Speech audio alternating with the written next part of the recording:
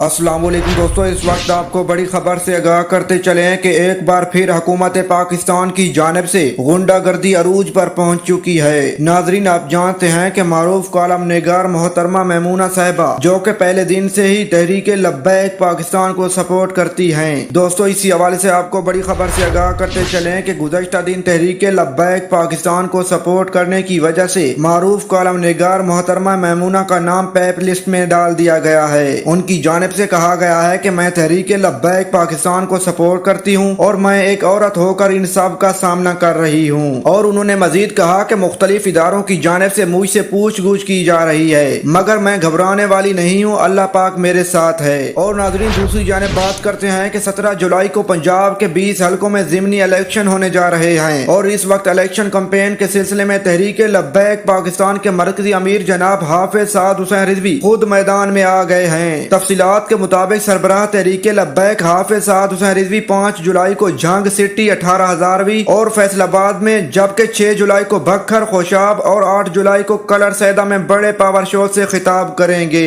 और इन power show के सिलसिले में तहरीक लब्बैक पाकिस्तान के कारकुनान की जानिब से अभी से तैयारियां शुरू कर दी गई हैं।